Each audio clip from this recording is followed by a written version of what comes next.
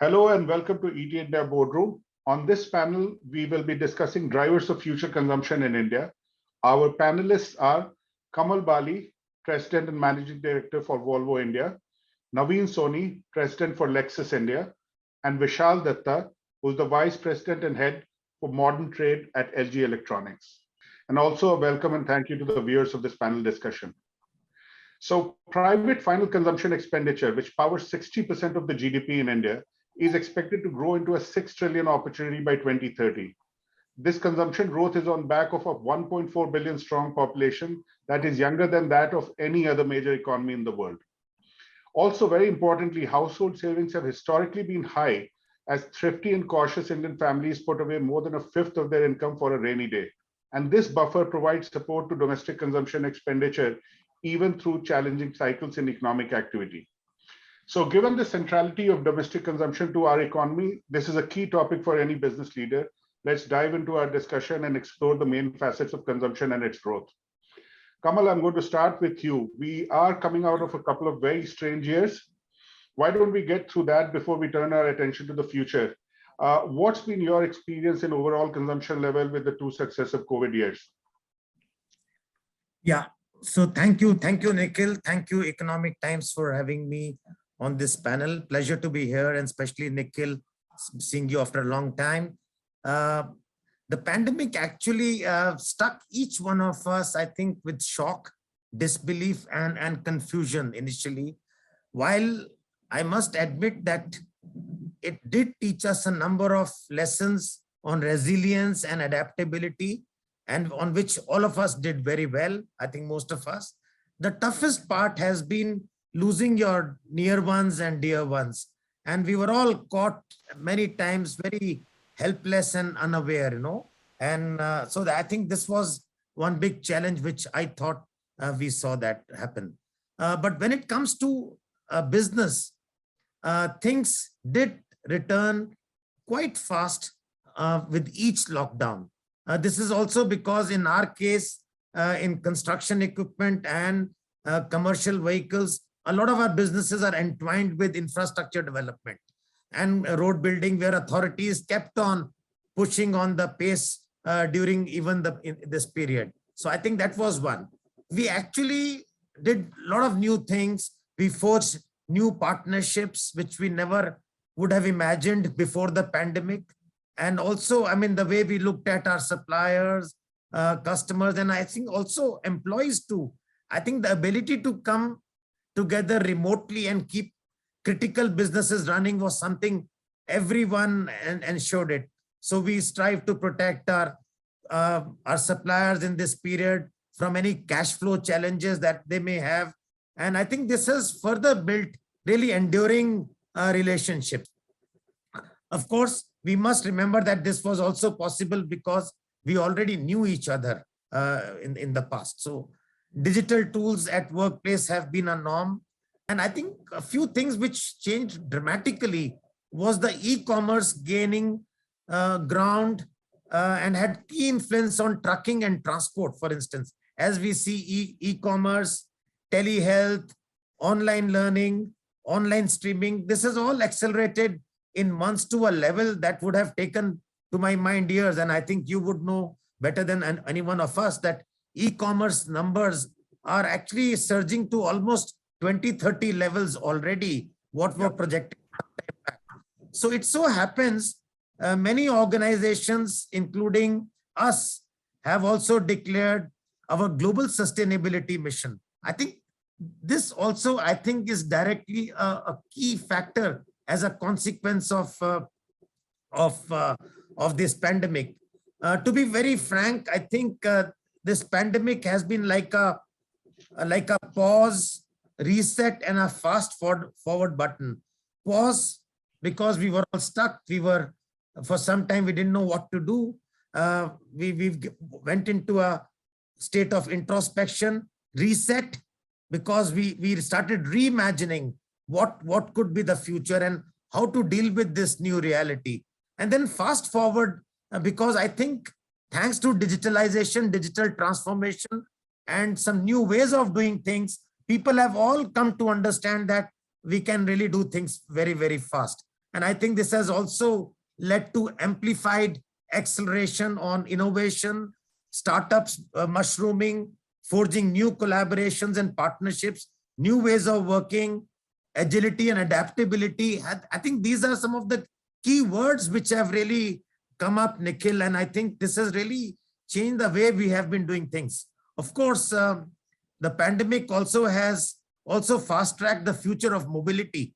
My business, I think, in terms of what will it mean, the mobility, what does it mean in terms of alternate energy carriers, new transport concepts, whether it is the last mile connectivity or hub to hub, automation, connectivity, and the compelling need to find sustainable solutions. So I think it's been a very, I would say, roller coaster sort of a journey. On one side, a huge shock wave, and then opening up plethora of opportunities, which might have taken 8 to 10 years. So I will stop there, Nikhil, just to share my perspective with you. Indeed, and thank you for that, Kamal. Vishal, just in terms of what Kamal ended with, both a massive shock, but also opening up for opportunities. Now, as you see it from a consumer durables and mobile phones view of the world, what's been your experience over the last couple of years? So yeah, I'll start. Actually, the first couple of months, we did not know. That what's actually happened, and suddenly there was a lockdown, and everything was shut, offices were shut, stores were shut, we are all stuck at home. There were very strict rules in the society where the maids are not allowed, right? No service technician could visit you. There's a reason I'm saying that. I'll come to that in the end about the service technician. So obviously there was a pent-up demand which started to be created for consumer durables. The biggest beneficiary of this was mobile phones and laptops, because when things opened up slightly, there was a lot of online studies which started. There was work from home, so suddenly there was a demand for laptops and mobile phones. Yeah, the smartphones really picked up. Laptops, it more or less became compulsory for the family members to own a laptop each. That created a massive demand, and obviously the laptop industry, which was not doing well, surprisingly, it was a boost for them. Now, when you look at consumer durables, when people were stuck at home very badly, and of course, the decent salaried class had enough money on hand, suddenly, the consumer demand shifted. So because the maids were not allowed in metro markets or even smaller markets, the demand for washing machine increased. So all this, north, where we say that, north typically is not a very big market for fully automatic washing machines compared to south. And the logic always given is that the maids are cheaper and somebody who comes and cleans your clothes for 400, 500 bucks. Suddenly there was a massive demand for the bigger size washing machines, and fully automatic. So suddenly that changed. Now, in terms of refrigerators also, because there was a lot of limitations, people were not allowed to go out of their homes. Maybe, in buildings or societies, wherever we lived, the bhaji wala was coming and people were buying once in a week. So suddenly there was a demand for larger refrigerators. And suddenly people all sitting at home having nothing to do, they realized that, bigger televisions. So the demand for consumer electronics really increased once the lockdown slowly started to open. Of course, there was a long lockdown, work from home, but it started opening the stores for some time. That's the time consumer durables really picked up. Here also, brands with strong infrastructure in India benefited. So, for example, a brand like LG, which has massive factories, own production in Pune and Noida, helped, because suddenly there was a huge demand, global demand. China, which is the biggest supplier for raw material and finished goods, found it very difficult to meet their own demands. Yep. As a result, most of the brands which are dependent on China and other countries had nothing to sell. Actually, there were many trading organizations which were actually buying their products from, and big names. I don't want to take name, but very big name. Who were actually buying their products from China and selling in India. Of course, they were not able to supply. So the benefit of having large factories, and there was once a discussion that that whether it really made sense to have your factories in India, especially with the kind of some of the benefits the others had abroad, turned around. So factory, well, of course, the issue remained that the factories remained shut because of COVID, etc., etc. So whatever stocks which is there, and normally consumer durable, they keep about 2 months stock to trade partners. That really increased. So that flush out happened. Now consumer durables typically, market moving towards large retail formats and online. Now what happened once the lockdown did not it was not removed, but with restrictions when they opened, the smaller retailers benefited because then people did not go far. I mean, they went to the closest store next to their home to buy products. So many of the distribution market, which is kind of struggling, got a lease of life. So for example, if I live say in Karol Bagh or wherever, I would just walk to the closest store. It didn't matter to me whether he was a big store or a small store, and I picked up stocks. If availability became one and reach became two, so that also helped really this channel improve. Having said that, having said that, the biggest challenge was the cash flows. Suddenly if the business shuts for 2 months, yes, there the organization, especially LG Electronics, we really looked after the trade partners and we helped them come out of this mess. So this is how the first lockdown was. And of course, again, now because people were sitting at home for a longer period of time, especially families which would go abroad for a holiday, or families which would often go for at least 2 to 3 holidays in India, or movie buffs who were actually spending close to 700, 800 rupees per person for a ticket. These are the kind of guys who grabbed large screen TVs. So suddenly demand for 65 inches and above really went up. 75 inches went up. The most expensive 1.5 lakh refrigerators, I mean, there was a demand. So it helped.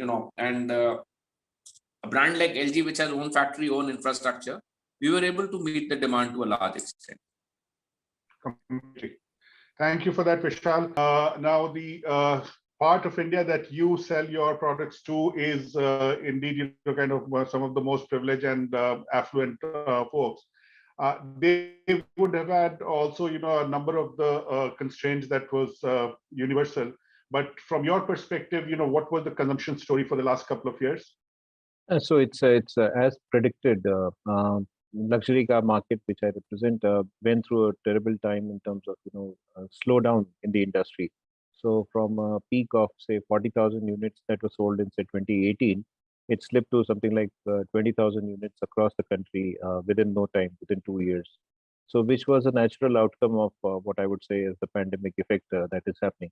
But what happens thereafter is another story, because after that, what do you see from the mindset change and also the pent-up demand? So pent-up demand, or between these COVID-1, COVID-2, COVID-2, COVID-3, and maybe COVID-3, and now waiting for COVID-4, there is a temporary phenomena, which is kind of a blip that occurs for a brief period, but that's only linked to a short period of time. It cannot be sustainable for a longer period of time. But what we have found is the mindset change that is accompanied with this. What COVID has done to the mindset of the people is that that what we like to call as the YOLO effect. You only live once. That's pronounced loud and clear in the minds of the people who can afford. Basic needs, of course, are very important to everybody, and it's equally important to every class of social strata of the society. But these people who are assured of the basic needs are going out and spending. It's between these waves, they look for opportunities to hire aircraft to go to destinations that they wouldn't have traveled before. They would like to spend.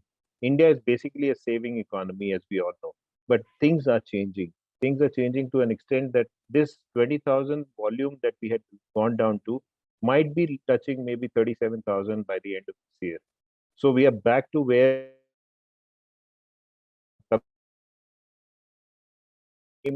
kind of a fill back system, for the pent up demand. This change of the mindset is more important. People are willing to now say, I have only one life, I have to live it up. This is one aspect that is causing a big change in the business environment that I represent. That's my limited point. Yeah.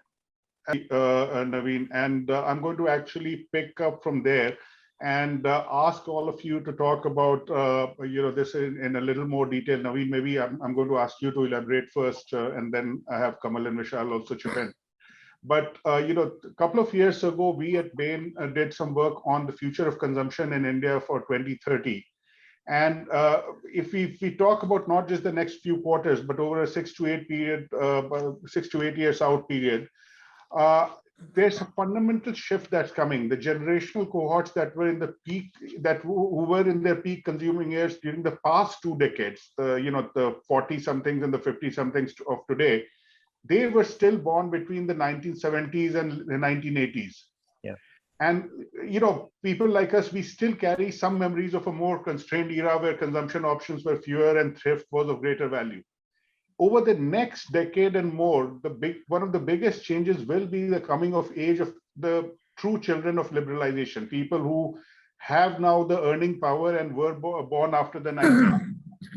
Now, that class of consumers will have grown up in a more open and confident India. They won't be carrying the same cultural or economic baggage of their predecessors. And that's the generation, on the move, which aspires to a materially better life, backed by an ability to spend and make that a reality. So how bullish are you? Your segment, of course, is at the top of the income pyramid. And then I'd love to hear from Kamal and Vishaal also. Yeah, sure.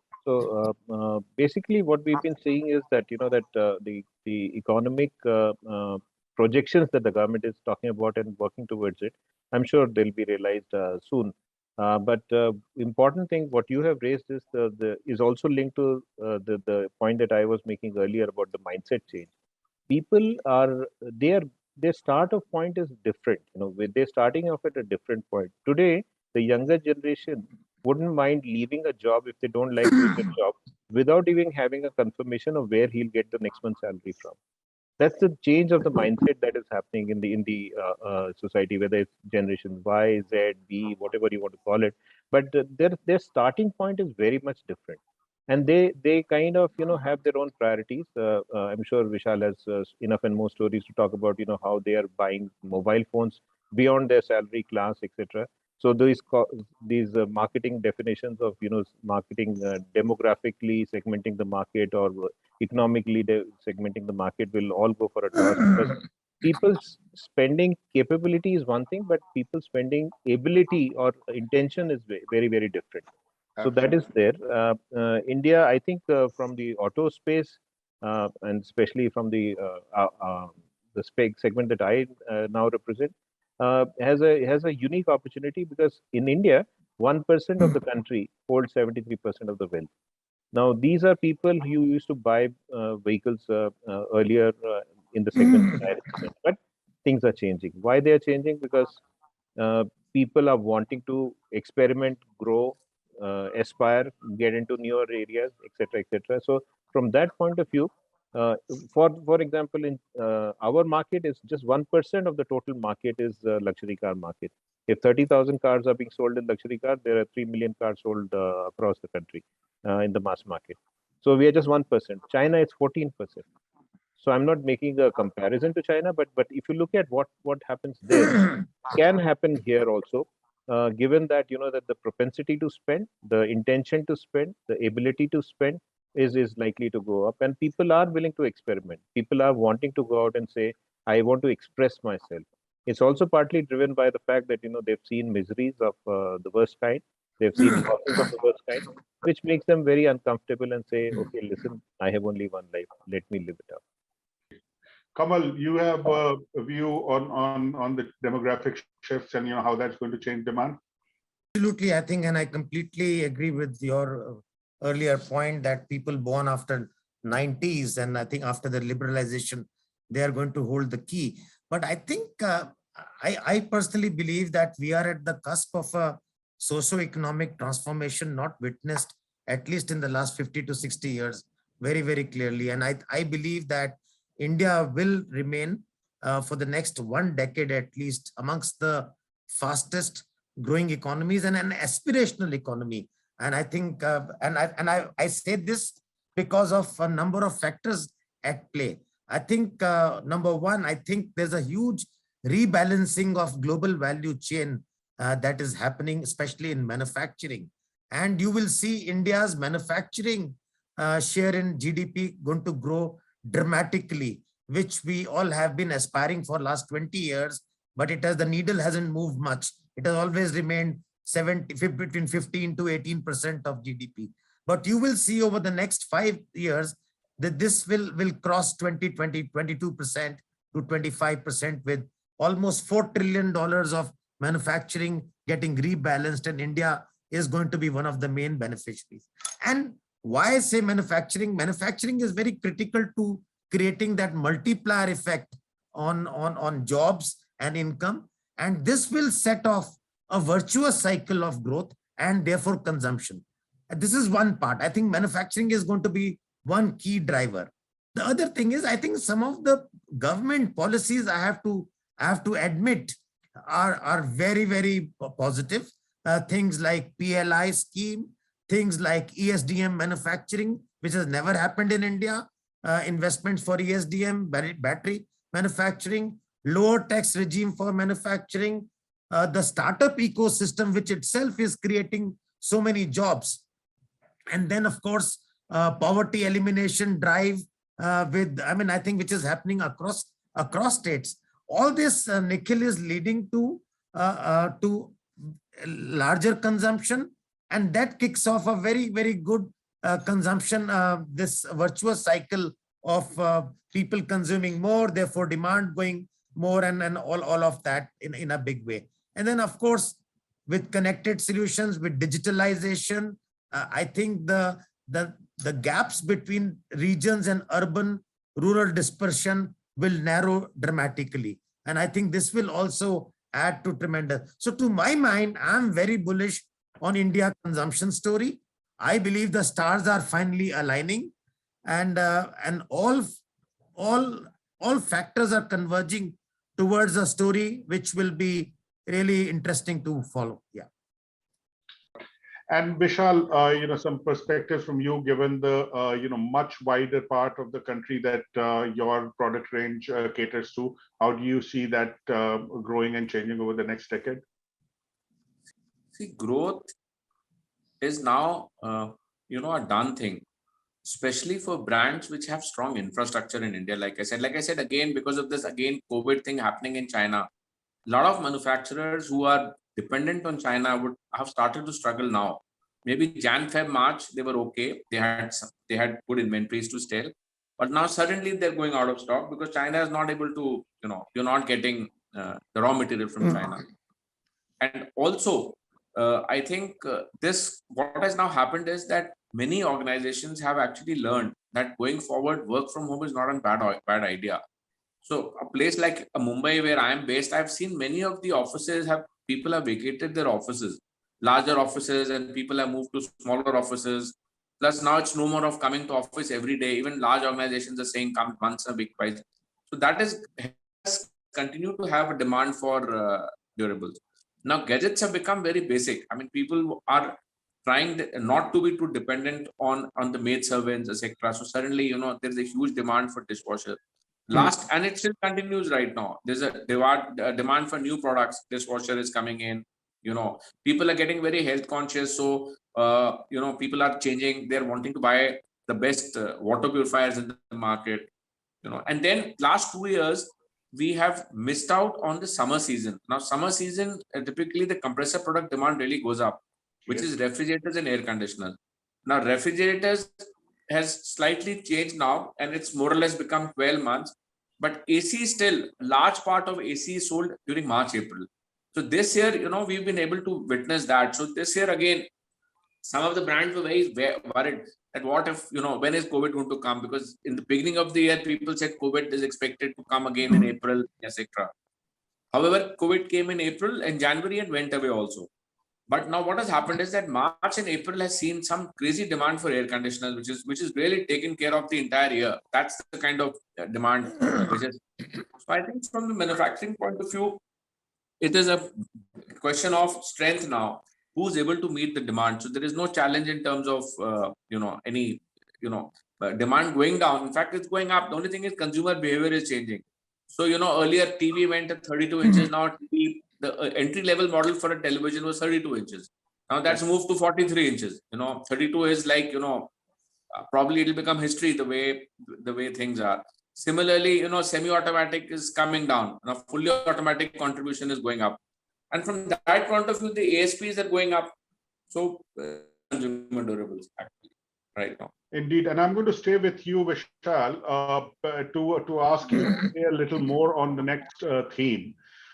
Joan Robinson, many years ago, or many decades ago, actually had famously quipped, "Whatever you say about India, the opposite is also true." So, given the disparities that we still see across regions, across urban and rural, and across different types of cities, whether it's from metros and large cities to smaller towns and urban, what remains the biggest relevant differences in consumption pattern? Where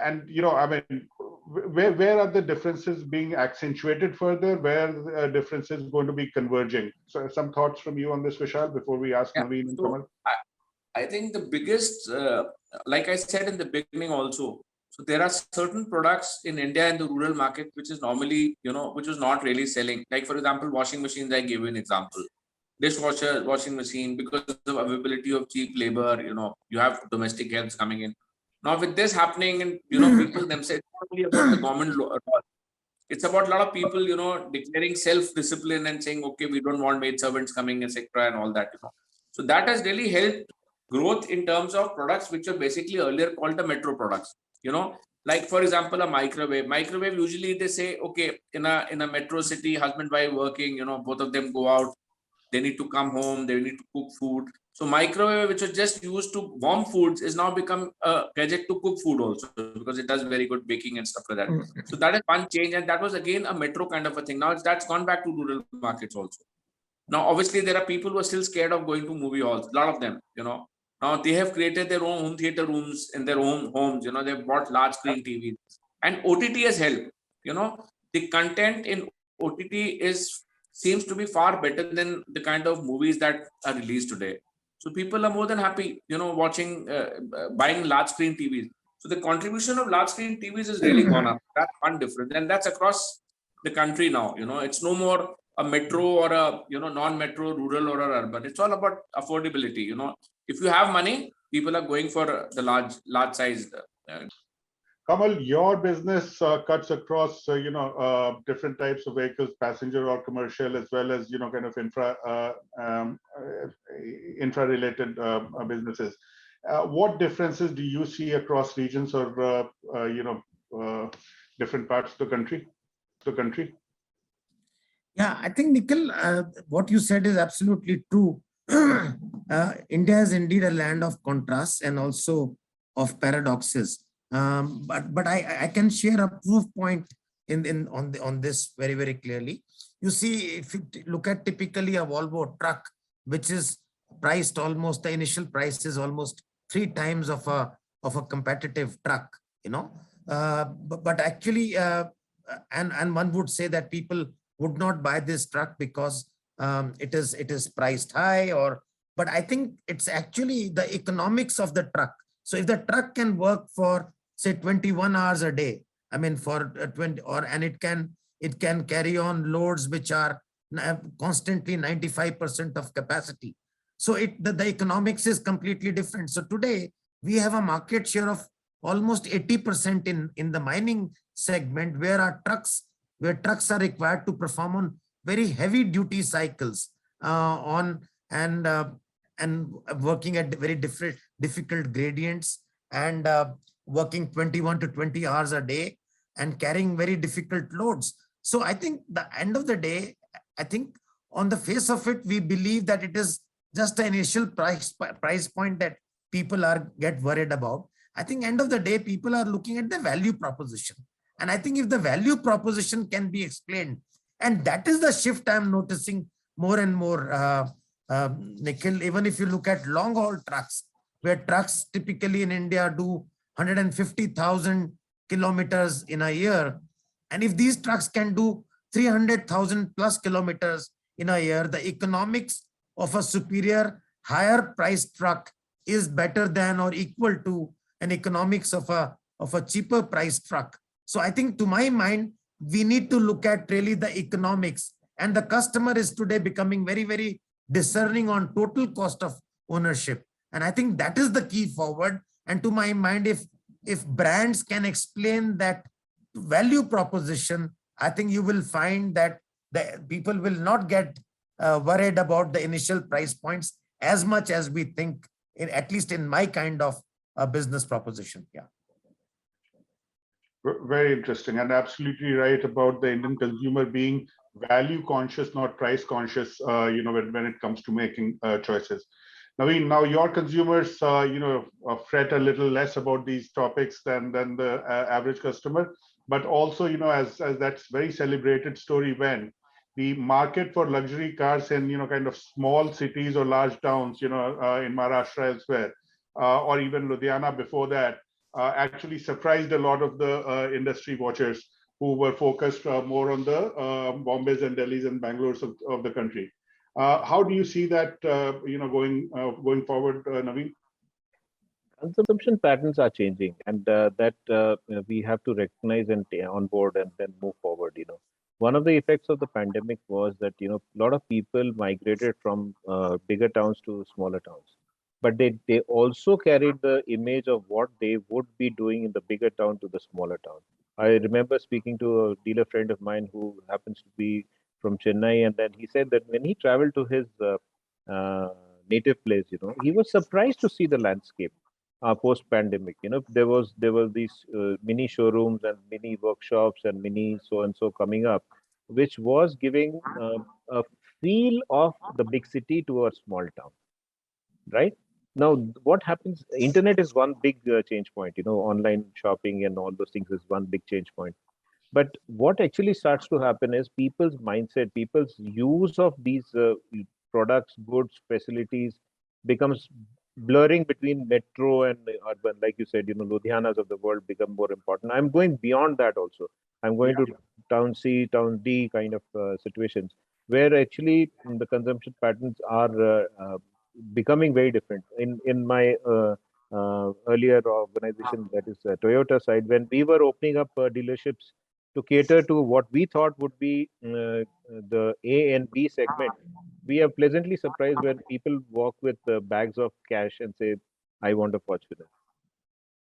So this is what we don't have to be presumptive. We have to go with an open mind and see what is there in store for you, and if you can capitalize on this, then the market is yours. But there is a big market shift that is happening now. So let me then, just introduce one element which I'm sure has been on the minds of business leaders across industries. In recent times, supply constraints and inflation have been a dampener to consumption. What's your outlook on these factors? Because obviously overall consumption levels will be sensitive to how long these sustain. Any thoughts or kind of forecasts you have would be great to get. Kamal, maybe starting with you. I think this is one of the downside risks what we all are slightly worried about.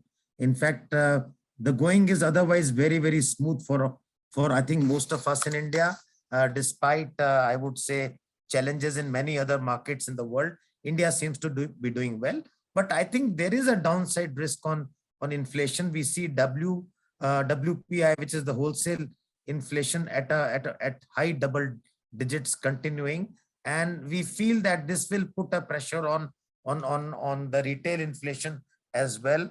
And while the government seems to be still convinced that they will be able to control this inflation, we are worried about oil, we are worried about supply chain challenges, I think in the short run. But I think in the longer run, I am not much worried, because I think the kind of ecosystem India is creating, the kind of manufacturing capability which India is creating, I think we will be able to tide over it. But yes, in the short run, there is definitely a downside risk on account of inflation.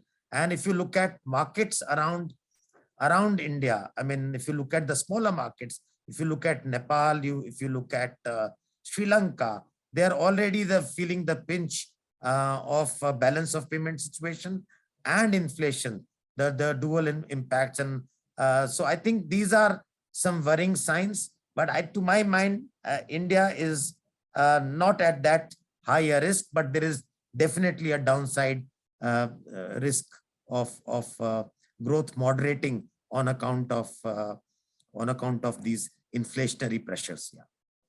Absolutely. Absolutely. Vishal, as you think about your full range of products across price points, one of the things that struck me when I was looking at other categories, more in the fast-moving consumer goods part of the world, is the following: that in the last 15 years, growth was led by the belly of the beast, the real, middle market pricing points. Last few years, not just the last couple of years, but last 4 or 5 years, it's been an hourglass shaped growth. Very premium products are growing, the value products are growing, but the middle of the market somehow, isn't, growing as fast. Do you see similar things in consumer durables, or are you seeing, kind of different growth trends there in light of the inflationary environment and, supply constraints? If you could add to that. So it's actually both. Now, what is happening is that the penetration level in India is still not as high as many of the countries in the world. Our large population is there, so the demand is always going to be here. So growth is never going to be a problem in consumer durables, unlike many European American countries where there's a saturation point. So we've had two kind of growths. One is the first time buyer. Second is the exchange market. So people who've used the ordinary product, by ordinary I mean a basic television in the last few years, now he wants to move to smart TVs. And I said the content OTT has really helped change the mindset. Today, if I don't know, probably non-smart TVs will become history very soon. Yeah. Probably the only reason why some people are buying is the affordability factor. But now with these bank EMIs and all that coming in, slowly people will go out. Just the way CRT TV went out. It's not that CRT TV demand went down or something. It is just that globally the raw material was not available. So they all moved to panel. Now, so we'll have two kind of consumers. You'll have the first time buyer, which is still there because we are hugely populated, low penetration level. And of course, people who are used to a product now need to upgrade. So when they upgrade, normally when people who have all the products now, what next to buy? So what next to buy means suddenly, like I said, dishwashers have started coming in, a lot of vacuum cleaners are coming in. Diwali is the time where normally, earlier days people would buy one product. Now people buy, I mean, what do you buy? A household which has all the consumer durable products, looks at something new in the marketplace. So I think from that point of view, India is very safe in terms of consumer durable market. There is always going to be a continuous demand. Yes, there have been few learnings in the last 2 years. The biggest learning is China and other places for raw material, some of the parts that come from there. There has been a lot of container shortage globally. So I think a lot of manufacturers will be forced to think, in terms of developing more of, OEMs and making more global products in India. I think this is something which is really going to change after that. Probably we'll have more of these, raw material supply companies creating their own base to sell here. So durables, I think it's a good time right now. Both sections, also, the OPP that we call opening price points as well as the premium product. Demand is going to continue, I think, next couple of years at least. And Naveen, on that supply question, how do you deal with a situation when you plan for selling 20,000 units and the demand ends up at 35,000 or 40,000 units? What does that do, in a multinational organization like yours, in terms of, allocations and asks and such like? It's a very difficult thing to handle, basically because the headquarters level, the supply and demand becomes the key in terms of where you'd like to generate market share, where you'd like to take the market space, etc., etc. So each country is then vying for attention in terms of saying that okay, this needs more attention than as compared to somebody else. The two main issues that we are facing currently is one is the semiconductor issue, which I'm sure everybody's heard of it, which has made the famous thing that delivery is the only discount that is being offered today in cars. And as far as the other issue, which is not getting out in the open, but which is actually reflected in the fact that that all car manufacturers are taking continuous price increases, is one of the reasons is the shipping cost, the logistics cost, which is suddenly ballooning to a level which we've never been imagined before. So from traveling from the same distance, the part has to pay much more as compared to earlier. Now, this would put a cost pressure, definitely inflation, which Mr. Bali also spoke about earlier. But I think we have to be very carefully monitoring the situation, because I think once the opportunity arises, there'll be more and more people jumping into the foray, and there are already talks of making of semiconductors in India and so on and so forth. I'm not too sure how far it will be realized, but I hope it is in time for for this, because as I mentioned to you, for my industry, we have not seen an all-time high. We're just reaching back where we were for 4 years back or something. So what has changed is the pattern in which these supply chain is being worked out, in terms of whether it is to be supplying to me or whether it's being supplying to the FMCG industry, who's giving them better margins. That is playing a role, etc., etc. So there is a lot of churning that is happening. At this stage, we'll have to be above all of this and make sure that that you are able to catch the spirit of the market, which today exists uh, very robustly. Fantastic. And finally, gentlemen, given all that we've discussed, and given that all of you are there in the same room, virtually at least, I'd love to get some closing remarks on what you would advise viewers about their stance on marketing or go-to-market strategy for India as they think about their own business decisions to take advantage of consumption growth that's down the road. Any specific input from you, I'm sure, will be very valuable to the viewers. Naveen, maybe we can start with you, and then Kamal and Vishaal can follow. Sure. So I think if I were to kind of say what are the key mantras for success, I think it will be very simple: be alert, be agile, be flexible, be adaptable to what the situation arises. Be always looking into the market in terms of without any prejudices. One thing we have not discussed today's World's Earth Day, but we have not discussed that is that that sustainability will be at the core of this new generation. So do not overlook that aspect. They are very concerned about what's happening to Mother Nature, and therefore anything that we do, if it is detrimental to that aspect, would not find favor with this newer generation. So we have to be mindful of that. That's my advice to them. Fantastic, Ad. Thank you. Kamal? Yeah, I think very clearly, Nikhil, I want to just say that we in India have an opportunity of a lifetime going forward, thanks to an economy which will continue to grow.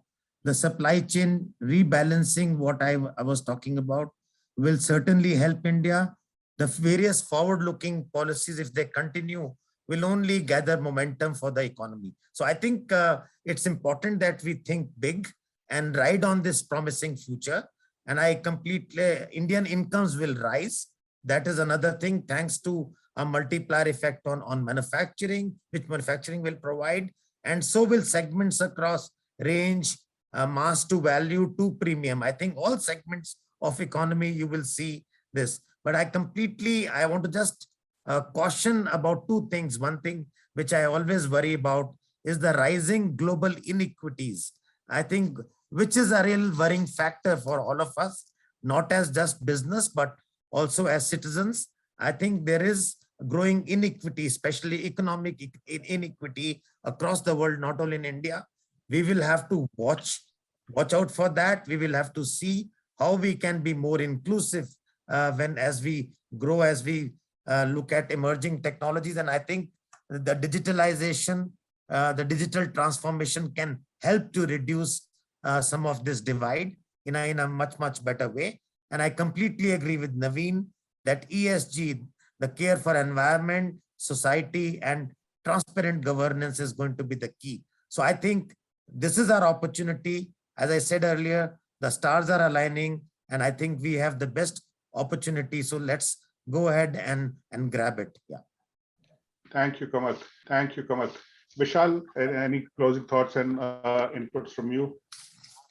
I think couple of things which really went in favor of LG, I'd like to tell you, is the infrastructure. The investment that LG did in infrastructure helped us during the last 2-3 years.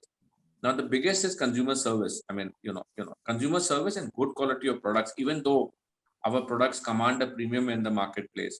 But I think during pandemic, where people were not allowed, many societies did not allow outside visitors, etc. This is the time when the consumer wanted to buy a product. He went for a product for which the word of mouth publicity said that the durable products were there. The failure ratio was not there. And even if it had to happen, a service center probably in every city, that helped, followed by a strong, distribution and channel strategy. Now, but distribution means, easy availability of products, even during the time when government was not allowing, online to supply material. If you have warehouses across the country, if you have good stocks, ready stock available, that was one factor which actually helped LG gain over others. I think going forward, we will be strengthening this, because eventually I don't think the price is going to matter in consumer durable as much as it mattered earlier. There used to be a word called OPP, opening price point. Now that has moved. So the consumer is now willing to pay premium, for a good product. I think that has been a big learning for us. Super. So then that's what we have in today's panel discussion, which was a very rich one, very, clear vignettes, some sharp insights and actionable suggestions. And so thank you very much, Kamal, Naveen, and Vishal, for your time and for sharing your thoughts. And with that, we'll bring this to a close.